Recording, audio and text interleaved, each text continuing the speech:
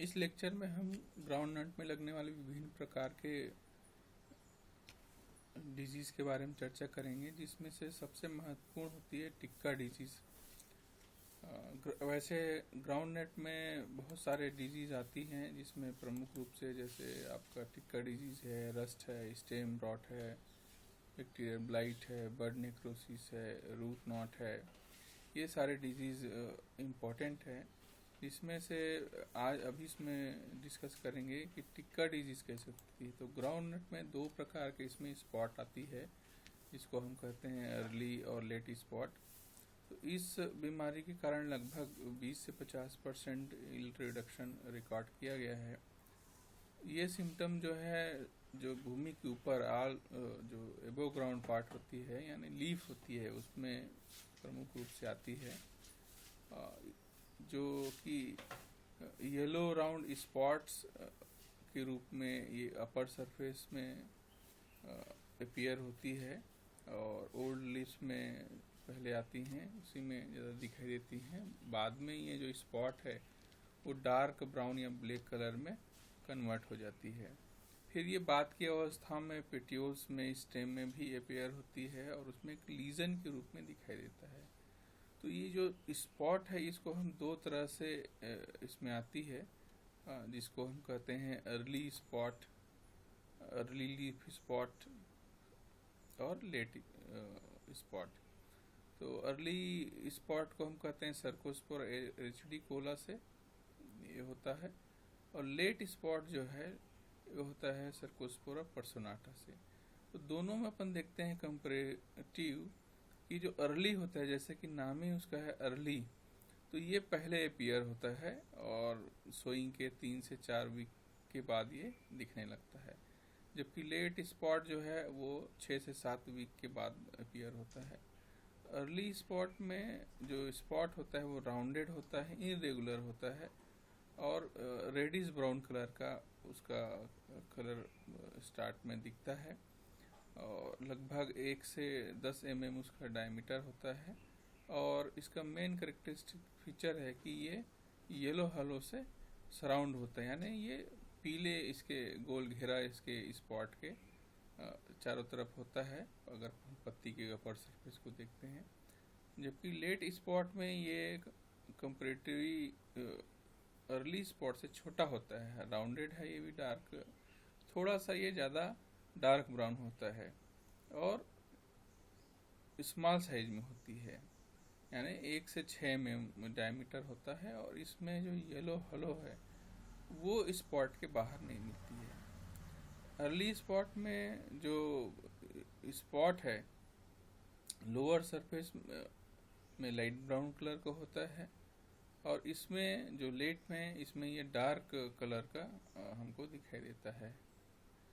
Early spot comparatively कम number में रहती है, इनकी संख्या कम होती है, जबकि लेट स्पॉट जो है ये संख्या में ज़्यादा होती है, और ये पेटियोल्स पे, लीफ के अलावा पेटियोल्स, स्टेम, ये सारे पेक्स, ये सारे जगहों पे ये ज़्यादा मिलती है, और ये आपस में मिलते हुए कोरेस करते हुए बहुत बड़े पार्ट को ये डिस्ट्रॉय करती है।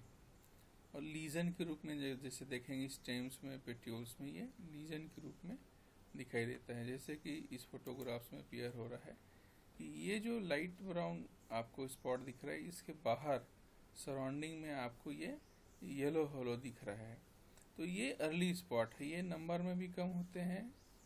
जबकि लेट स्पॉट जो है आपका डार्क कलर का होता है, डार्क ब्राउन या कहें ब्लैक कलर का, और नंबर ऑफ स्पॉट्स उसके ज़्यादा होते हैं।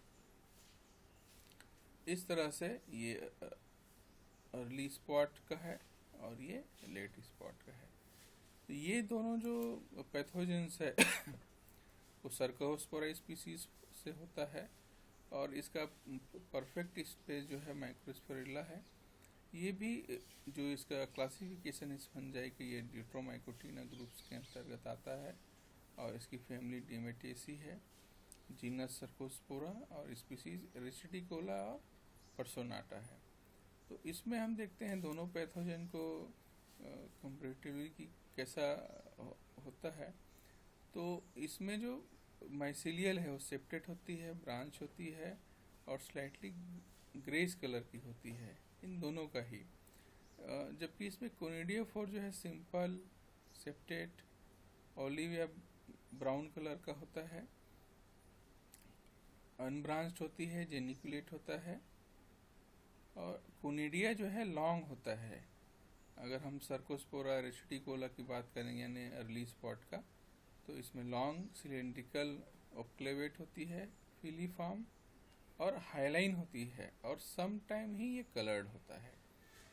मल्टीसेप्टेट होती है, राउंड टू डिस्टिंक्टली टर्निकेट होता है बेस पे, और सब एक्यूट होता है टिप पे।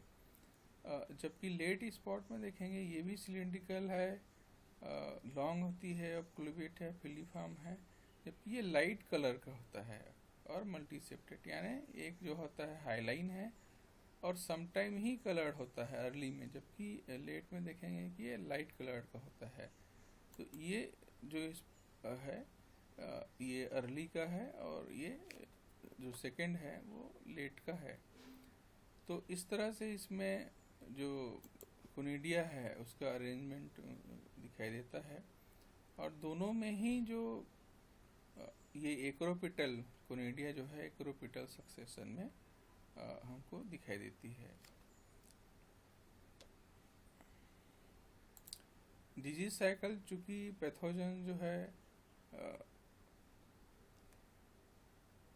सॉइल बोर्न नेचर का है, तो इसका जो पैथोजेंस हैं वो सॉइल में रहती है और इन्फेक्टेड प्लांट डेब्रीज में पड़ी रहती है। तो प्राइमरी सोर्स ऑफ इलाकोनम जो है ये सॉइल के माध्यम से होती है, और सेकेंडरी स्प्रेड एक बार जब आ जाती है ये डिजीज लीफ पे, तब इसका जो स्प्रेड है वो एयर के माध्यम से, उसकी कोनिडिया जो है एयर के माध्यम से, या रेन जब बारिश होती है उसकी जो बूंदें पड़ती हैं उसके माध्यम से ये फिर दूसरी लीफ को, क्रॉप को ये इन्फेक्ट करती है। और सबसे पहले ये जो इन्फेक्शन है लोअर सरफेस में प्राइमरी इन्फेक्शन होता है। इसके लिए फेवरेबल टेम्परेचर देखते हैं तो 25 से 31 डिग्री इसके लिए सबसे फेवरेबल टेम्परेचर है। और लीफ वेटनेस पीरियड, यानी जितना ये गीला रहेगा पत्तियाँ और ह्यूमिडिटी हाई रहेगी, तो हम देखते हैं कि ये सितंबर का जो महीना है, अगस्त और सितंबर का महीना, इस समय हमको ये डिजीज़ चूँकि ज़्यादा दिखती, क्योंकि इस समय हाई टेम्परेचर होता है 25 से 30 और ह्यूमिडिटी हाई होती है इस समय। तो इसके लिए फेवरेबल माइक्रोक्लाइमेट का होता है। इसके मैनेजमेंट, चूँकि ये सॉइल बोर्न है इसलिए ये डीप समर फ्लोइंग इसके लिए महत्वपूर्ण है, इम्पोर्टेंट एस्पेक्ट है। और जो भी प्लांट डेब्री है जो कि उसका इनोकुलम का भी काम करता है, तो इसको हम हटाना चाहिए। क्रॉप रोटेशन हम कर सकते हैं दूसरे क्रॉप्स के साथ जिसमें ये इस तरह से डिजीज़ नहीं आती है, स्पॉट जैसे पीजेंपी के साथ कर सकते हैं। और अर्ली सोइंग और लेट मैच्योरिंग वैरायटी जो है इसके लिए अच्छी है कि इसमें ये सब कम प्रभावित होती है।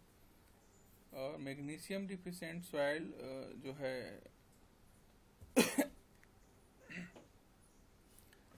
ये सप्लीमेंट करना चाहिए। और सीड जो है कोई भी रिलेबल सोर्स से लेना चाहिए जहां वो डिजीज़ फ्री हो या उस एरिया में ज़्यादा डिजीज़ नहीं आया हो। और सीड ट्रीटमेंट करके लगाने से भी इसमें थोड़ी सी डिजीज़ में कमी आती है। तो हम जो भी मिक्स फार्मुलेशन का है, जैसे साफ मार्केट में उपलब्ध होती है जिसमें मेनकोजेब कार्बेंडाजिम दोनों हैं, या फिर हम जो बायोपेस्टिसाइड्स हैं जो ट्राइकोडर्मा या सीडोमोनास है उससे भी हम इसको कर सकते हैं। क्योंकि इस समय अब कार्बेंडाजिम बैन हो रही है, तो इसकी जगह पे फिर हम बायोपेस्टिसाइड ट्राइकोडर्मा सीडोमोनास ये हम यूज़ कर सकते हैं। या फिर दूसरी जो फंजीसाइड्स हैं ये हम यूज़ कर सकते हैं सीड ट्रीटमेंट में ही, जैसे कवच के नाम से क्लोरोथिनोल मिलता है तो इसे हम यूज़ कर सकते हैं। और खड़ी फसल में अगर ये बीमारी आती है तो बहुत सारे केमिकल हैं, जैसे क्लोरोथिन कवच ही है इसका 2.5 ग्राम पर लीटर के हिसाब से, या बिटर टेनॉल के नाम से केमिकल मिलती है मार्केट में 25% WP, इसका 2 ग्राम, या डाइफेनकोनाजोल का 25% इसी के नाम से उपलब्ध है, इसका 1 ml, या हेक्साकोनाजोल 5% इसी, इसका 3 ml पर लीटर के हिसाब से अगर हम स्प्रे करते हैं तो ये बीमारी जो है बहुत हद तक नियंत्रित होती है। और फिर भी अगर ये दिखाई दे रही है तो फिर हम इसको 10 से 15 दिन के अंतराल में एक बार देखने के बाद हम उसको रिपीट इसका स्प्रे कर सकते हैं। ज़्यादा प्रभावित एरिया में हम जो रेजिस्टेंस वैरायटी जैसे NGV 26 है, C148 है, TG14 है, ये वेराइटीज़ का हम इसको हम लेते हैं तो उसमें जो बीमारी है वो कम से कम आती है। तो ये जो है ये इस टिक्का डिजीज़ के बारे में पूरी इंफॉर्मेशन है। नेक्स्ट क्लास में हम देखेंगे कि इसमें जो ग्राउंडनट में जो रस्ट आती है तो उसका हम कैसे उसको पहचान करेंगे और कैसे उसका मैनेजमेंट करेंगे। Thank you.